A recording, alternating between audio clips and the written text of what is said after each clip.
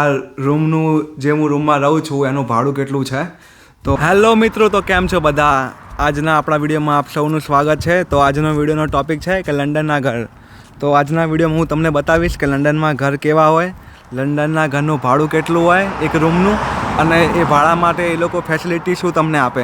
વિડીયોમાં બન્યા રહેજો અને લંડનમાં ઘર કેવા હોય છે જોવા માટે વિડીયો પૂરો જોજો. તમને ચોક્કસ આખું ઘર બતાવીશ અને એની સાથે સાથે ત્યાંની ફેસિલિટીઝ બતાવીશ કે એ લોકો શું ફેસિલિટીઝ આપે છે.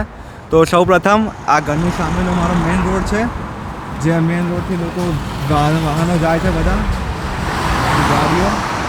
આ બાજુ બે બાજુ રોડ છે, આ ફૂટપાથ છે અને સામેની બાજુ ગાર્ડન છે.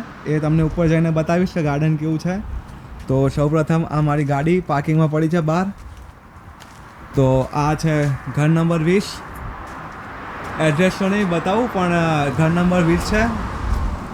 તો મિત્રો વાત કરીએ સૌપ્રથમ ઘરની બહાર. ઘરની બહાર તો બિલ્સના ડબ્બા તમે જોઈ શકો છો. તો સૌપ્રથમ છે બ્લેક બિન, જેમાં ગમે તે કચરો તમે નાખી શકો. પછી આવે છે ગ્લાસનું, પછી પ્લાસ્ટિક ને એ બધું અલગ નાખવાનું છે. એ હું તમને આગળ બતાવીશ કિચનમાં પ્રોપર ક્યારે હોય છે. તો સૌપ્રથમ છે આ બારણું ખખડાવવાનું.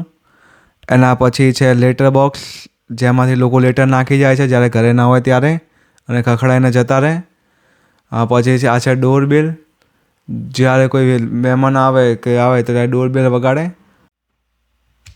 તો મિત્રો આ છે જેકેટ લટકાવવા માટેના હૂક, અને જેકેટ લટકાવવાની સાથે સાથે જ્યારે ચોમાસામાં કે શિયાળામાં બરફ પડે કે વરસાદ પડે તો તમે તમારા વિના જેકેટ અહીંયા લટકાવી શકો છો. જે રૂમ નંબર 1 છે મારો. તો સૌપ્રથમ રૂમમાં જતાની સાથે તમે જોઈ શકો છો રૂમનો વ્યૂ. વિડીયોમાં તો તમને નાનો લાગતો હશે, પણ ખરેખરમાં તો બહુ મોટો છે. આ છે મારું કબાટ, જે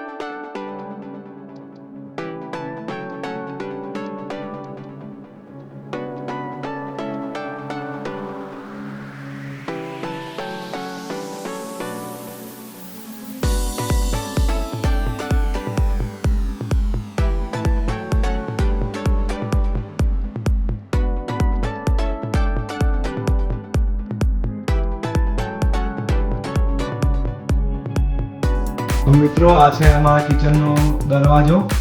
દરવાજાની સામે છે એક બીજું સ્ટોરરૂમ જેવું, પણ એ તો લેન્ડલોર્ડ પોતાનું પર્સનલ યુઝ કરે છે.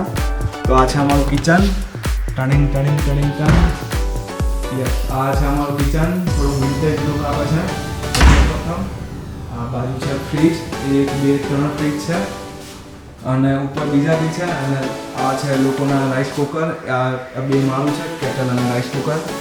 પ્લસ આ બાજુ પેલા વાઇનના ગ્લાસ મૂકેલા છે ડેકોરેશન માટે, કે પછી યુઝ કરો તો બી કરી શકો. સેમ આ બાજુ પણ. તો મિત્રો આ છે અમારી શેરિંગ બધી વસ્તુ, જેમાં છે બાઉલ્સ આવી ગયા, ડીશો આવી ગઈ, કપ્સ આવી ગયા. જેને જે યુઝ કરવું હોય એ યુઝ કરીને શેરિંગ ટેબલ, કે જેમાં જેને કોઈ પણ વસ્તુ ના જોતી હોય તો ત્યાં મૂકી દેવાની. તો જે પણ માણસને જોતી હોય એને યુઝ કરી શકે, તો એનો વેસ્ટ ના જાય. કેમ કે અહીંયા બધી વસ્તુ બલ્કમાં જ સસ્તી મળે છે. બાકી તમે સિંગલ લેવા જાઓ તો બહુ મોંઘી મળે છે. હા, જો ખાસ વાત આ છે બીન્સ. તો જે નાનું બચુકડું દેખાય છે એ છે ફૂડ વેસ્ટ માટેનું. એ કાળા બીનમાં આવે છે જનરલ વેસ્ટ, કે જેમાં તમે કઈ બી વસ્તુ નાખી શકો. એના પછી આવે છે પ્લાસ્ટિક અને કેન્સ, જે બધા વોશ કરીને પછી નાખવાના.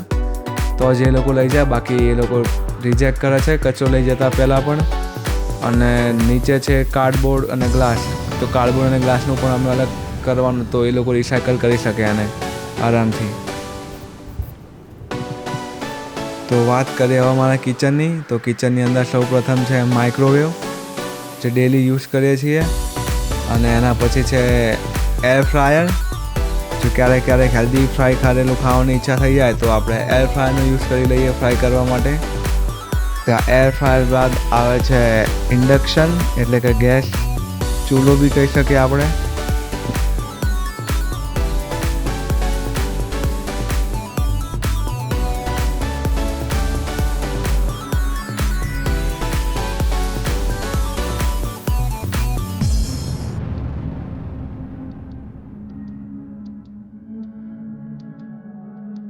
અમારું એમાં બધા પોતપોતાને શ્રદ્ધા પ્રમાણે સામાન મૂકીને ખાય પીને જલસા કરે.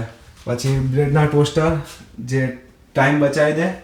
5 મિનિટમાં બ્રેડ રેડી, સેન્ડવિચ બનાવીને ખાઈ જાઓ.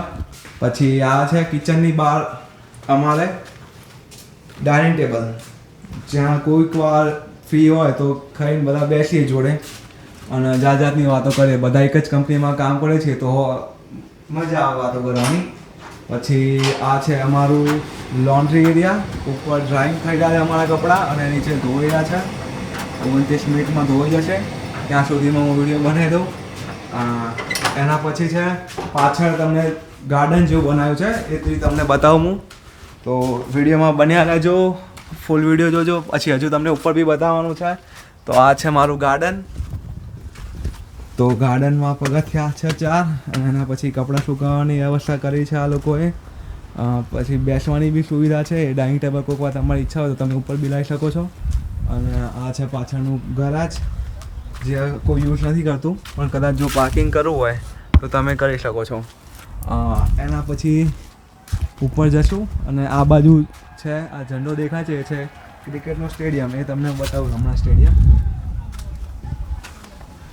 તો આ જો અમારું કિચન, ડાઇનિંગ ટેબલ. એક સેફટીની વાત કહું તમને, જો અહીંયા છે ના આમ તો કેમેરો. હા, કેમેરામાં હાય કહી દો.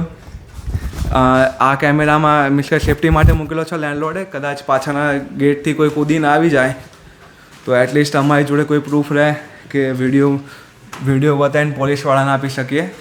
તો ચલો હવે તમને ઉપર લઈ જાઉં કે ઉપરમાં કેવું છે. ઉપરના માળ ઉપર બીજા 2 મકાન છે, રૂમ નંબર 2, રૂમ નંબર 3. ખબર નથી, બધા લોકો રહ્યા છે બીજા. આ છે વોશરૂમ, અત્યારે ગયું છે. આ ઉપર બીજું છે, ઉપરવાળા લોકો માટે ફ્રીઝર જેવું. આ રીતના લોકો પોતાનો ફૂડ સ્ટોર કરે છે અહીંયા ક્લિનિંગ માટે.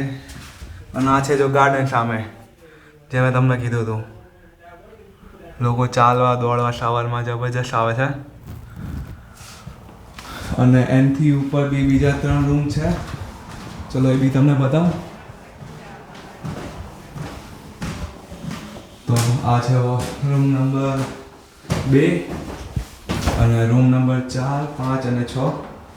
તો તમને અહીંયાનું વોશરૂમ બતાવું કે લંડનમાં ક્યાં વોશરૂમ હોય. તો આ છે વોશરૂમ, ત્યાંનું બાથટબ, હાથ ધોવાનું અને થોડુંક એસ્થેટિક. અહીંયાથી બારીમાં જો બારી ખુલે તો તમને બીજું બતાવું. આ જો સામે હું કહેતો હતો ક્રિકેટ ગ્રાઉન્ડ છે, અહીંથી ક્રિકેટનું ગ્રાઉન્ડ બી દેખાય છે. લોકો બેઠા બેઠા એન્જોય બી કરી શકે ક્રિકેટ નાસિકો. આ વાત તો મિત્રો, આ વાત થઈ આપણા ઘરની. પણ હવે તમારો ક્વેશ્ચન હશે કે આ રૂમનું, જે હું રૂમમાં રહું છું એનું ભાડું કેટલું છે. તો આ રૂમનું ભાડું હું આપું છું 175 પાઉન્ડ પર વીક. 175 પાઉન્ડ એટલે અરાઉન્ડ સમજી લો કે 20,000 જેવું. 20,000 એક અઠવાડિયાના. અને ફેસિલિટીઝમાં તો એમાં લાઇટ બિલ આવી ગયું, ઇલેક્ટ્રિસિટી બિલ, બધું લાઇટ બિલ આવી ગયું અને પાણીનું બિલ આવી ગયું. બીજું કોઈ બિલ ભરવાનું નહીં એક્સ્ટ્રા. કાઉન્સિલ ટેક્સ પણ આવી ગયો અને ગાડીનું પાર્કિંગ બી આવી ગયું, કેમ કે લંડનમાં પાર્કિંગ મળવું પણ મુશ્કેલ છે. તો ગાઈસ, તમને જો વિડીયો પસંદ આવ્યો તો લાઈક કરો, શેર કરો, સબસ્ક્રાઈબ કરો અને કોમેન્ટમાં જણાવો કે તમારે બીજા કેવા વિડીયો લંડનના જોવા છે. તો આપણે એ પ્રમાણે આગળ બીજા વિડીયો બનાવશું. અને ચેનલને સબસ્ક્રાઈબ કરવાનું તો બિલકુલ ના ભૂલતા.